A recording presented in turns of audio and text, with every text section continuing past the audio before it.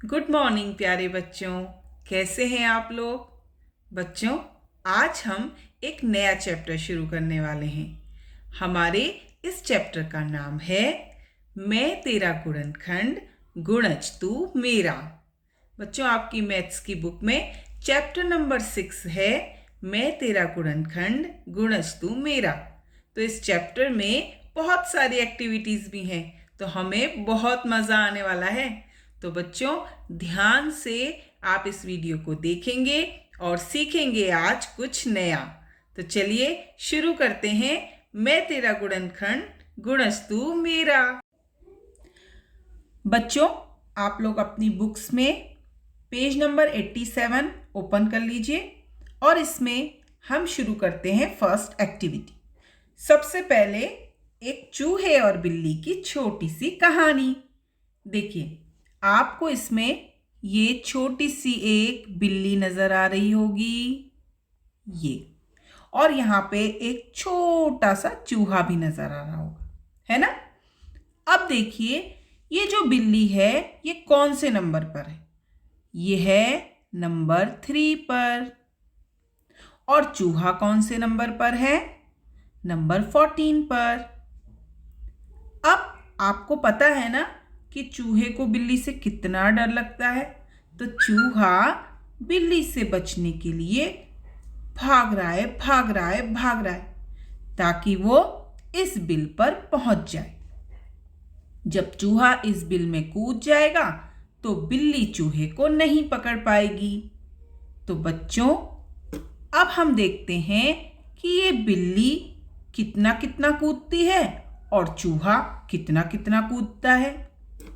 तो बच्चों, अब देखते हैं कि जब ये भूखी बिल्ली कुंजन चूहे को पकड़ने के लिए कूदती है तो ये कैसे कैसे कहाँ कहाँ पहुँचती है, और उसके साथ साथ चूहा भी कितना कितना कूदता है। देखो, जब बिल्ली कूदती है तो एक बारी में 3 खाने कूदती है, लेकिन जब चूहा कूदता है तो एक बारी में 2 ही खाने कूदता है। तो चलो देखें कि जब चूहा 28 पर पहुंचेगा तो क्या बिल्ली उसको पकड़ पाएगी? चलिए पता लगाते हैं। सबसे पहले बिल्ली 3 पर है। अब वो 3 खाने कूदेगी और कहां पहुंच जाएगी? 1 2 3, यानी कि 6 पर। इसके बाद चूहा 2 खाने कूदने पर कहां पहुंच जाएगा? 16 पर। बिल्ली फिर से 3 खाने कूदेगी, 1 2 3, तो पहुंच जाएगी 9 पर। चूहा 2 खाने कूदेगा तो पहुंचेगा 18 पर। बिल्ली फिर से 3 खाने कूदेगी और पहुंच जाएगी 12 पर। चूहा पहुंचेगा 1 2 20 पर, यानी कि 2 खाने कूदने के बाद 19 20 पर पहुंचेगा।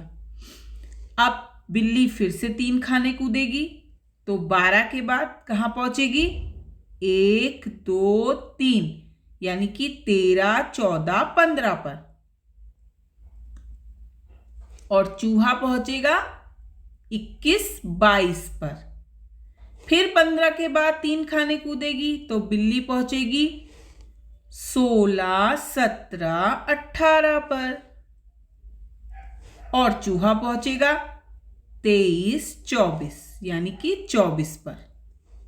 बिल्ली फिर से 3 खाने कूदेगी तो 18 के बाद 19 20 21। चूहा फिर से 2 खाने कूदेगा तो 24 के बाद 25 26। अब बिल्ली 21 के बाद फिर 3 खाने कूदेगी, 22 23 24। और चूहा 26 के बाद 2 खाने कूदेगा, 27 28। और 28 के बाद वो सीधा कहां घुस जाएगा? बिल के अंदर। लेकिन जो बिल्ली है वो 24 के बाद कहां पहुंचेगी? 25 26 27 पर। तो क्या बिल्ली चूहे को पकड़ पाई? नहीं, तो चूहा जो है भूखी बिल्ली से बच गया। बच्चों, ये छोटी सी एक्टिविटी में बहुत कुछ छुपा है। आओ हम जानें कि हमने इसमें जो संख्याएं लिखी हैं वो आपस में कैसे संबंधित हैं। सबसे पहले बुक में जो पेज नंबर 87 दिया है उसमें आप देखिए क नंबर पर प्रश्न, वे खाने जिन पर चूहा कूदा। तो हमने उन खानों को यहाँ पे लिख लिया है। जैसे हमने लिखा है यहाँ पे 14, 16, 18, 20, 22, 24, 26 और 28। तो इन सभी नंबर्स को आप यहाँ लिख देंगे इस तरीके से। 16, क्योंकि 14 पर तो वो पहले से है, तो जिन खानों पर वो कूदा है उनको हम लिखेंगे 18, 20, 22, 24, 26 और 28। इसी तरीके से ख नंबर पे देखिए क्या दिया है, वे खाने जिन पर बिल्ली कूदी। तो बिल्ली किन किन खानों पर कूदी है वो भी हमने नोट कर रखा है, तो हम उनको भी यहाँ पे नोट करेंगे। तो यहाँ पे हम लिखेंगे 6, क्योंकि 3 पर बिल्ली पहले से है। अब आगे वो जिन खानों पर कूदी है उनको हमने लिखना है 9, 12, 15, 18, 21, 24 और 27। ये सभी वो खाने हैं जिन पर बिल्ली कूदी है। वे खाने जिन पर बिल्ली और चूहा दोनों कूदे, यानी कि इन दोनों में ऐसे नंबर देखने हैं जो इस लाइन में भी आए और इस लाइन में भी आए। तो ऐसे कोई नंबर दिख रहे हैं आपको? ध्यान से देखेंगे। देखो, बिल्ली 3 पर कूदी, चूहा 14 पर कूदा। बिल्ली 6 पर कूदी, चूहा 16 पर कूदा। अब देखो 9 यहाँ नहीं है, 12 यहाँ नहीं है, 15 यहाँ नहीं है, 18। तो 18 क्या है? यहाँ पर भी है, 18 यहाँ पर भी है। मतलब जो बिल्ली है वो 18 पर कूदी और चूहा भी 18 पर कूदा। तो एक तो नंबर आ गया 18, जिस पर बिल्ली और चूहा दोनों कूदे थे। इसके बाद 21 यहाँ है, लेकिन 21 यहाँ नहीं है।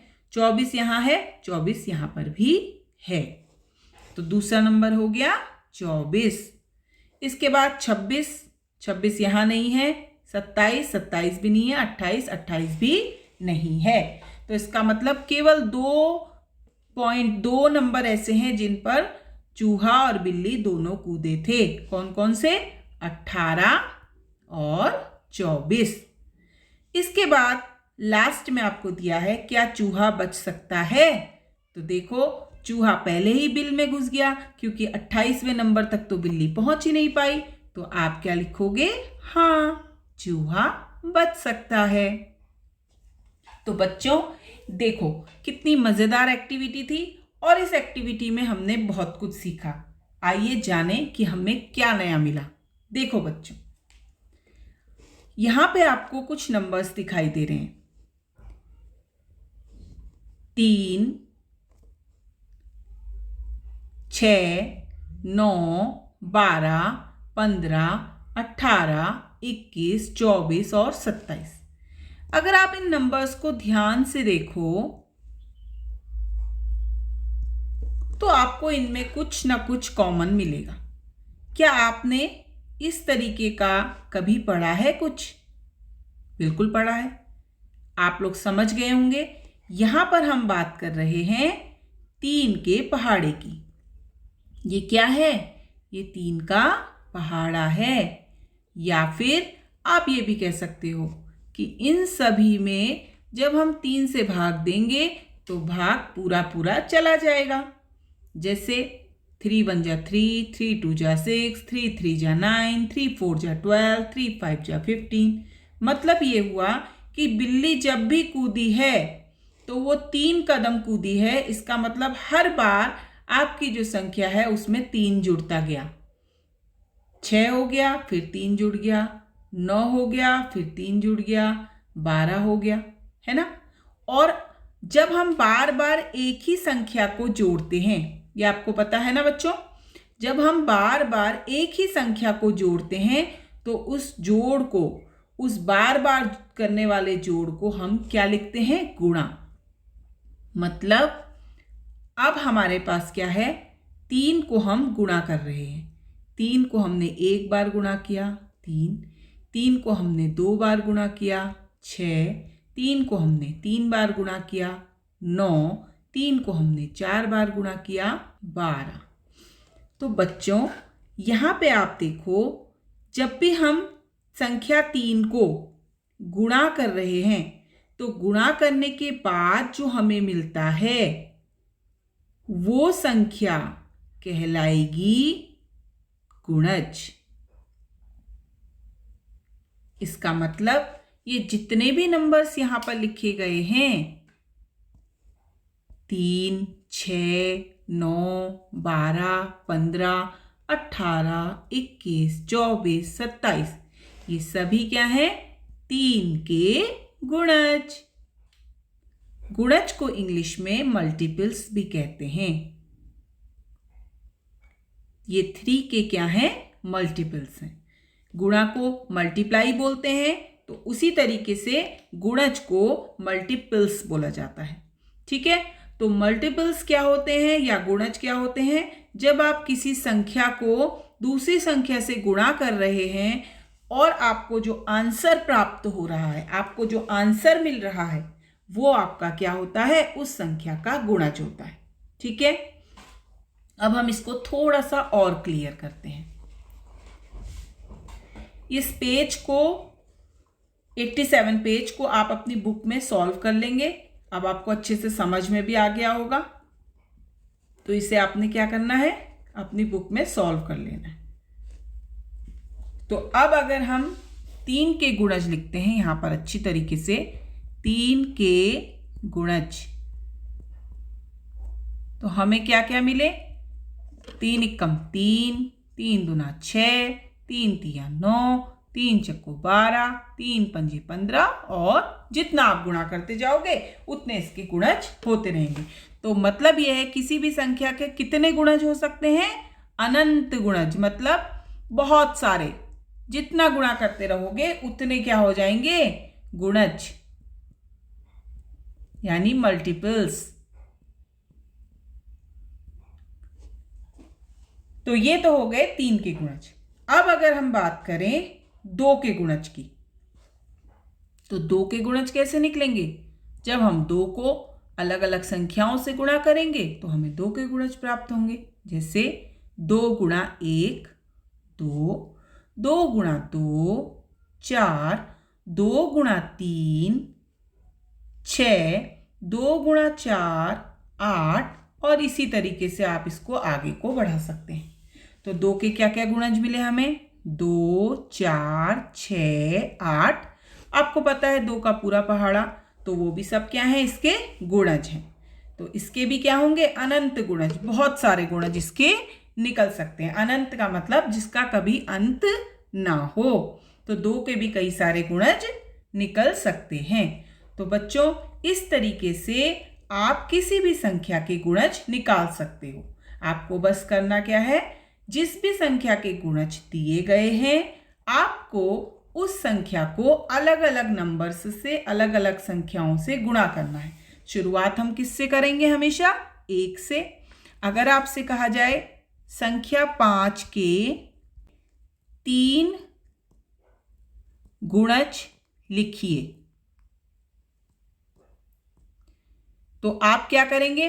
5 के 3 गुणज लिखने के लिए 5 को 1 से गुणा करेंगे, 5 को 2 से गुणा करेंगे, 5 को 3 से गुणा करेंगे, या सीधे सीधे 5 का जो पहाड़ा है वो 3 तक पढ़ेंगे। 5 एकम 5, 5 दूना 10, 5 तिया 15, यानी कि 5 1 जा 5, 5 2 जा 10, 5 3 जा 15। तो 5 के 3 गुणज हमें क्या क्या मिल गए? 5 10 15। तो ये क्या है? 5 के 3 मल्टीपल्स हैं। 5 के 3 गुणज या फिर 5 के 3 मल्टीपल्स हैं ये 5 के गुणज। और अगर हमें 4 गुणज निकालने को कहेंगे तो हम यहाँ पे एक संख्या और बढ़ा देंगे। 5 को 4 से गुणा कर देंगे। ठीक है, तो जितने भी गुणज आपको निकालने को कहे जाएंगे आपको उतने नंबर तक गुणा करना होगा।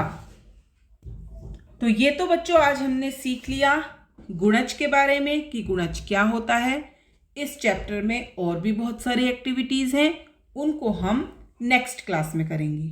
आज आप पेज नंबर 87 करोगे और साथ ही साथ मैं आपको 2 क्वेश्चंस देती हूँ, आप उनको भी सॉल्व करेंगे। तो ये क्वेश्चंस आप नोट कर लीजिए, मैं यहाँ पे लिख देती हूँ। ये दोनों क्वेश्चंस जो मैं आपको न्यू दे रही हूँ, इन्हें आपने अपनी मैथ्स की कॉपी में सॉल्व करना है। तो ये दोनों प्रश्न आपको सॉल्व करने हैं अपनी कॉपी में। ये आपका होमवर्क हो गया जो आपने खुद से करना है, और साथ ही साथ ये जो पेज है आपका पेज नंबर 87, इसको आपने बुक में इसी तरीके से सॉल्व कर लेना। तो बच्चों आज के लिए इतना काफ़ी है। मुझे लगता है कि आपको गुणज बहुत अच्छे से समझ में भी आ गया होगा और आप इसकी ज़्यादा से ज़्यादा प्रैक्टिस भी करेंगे।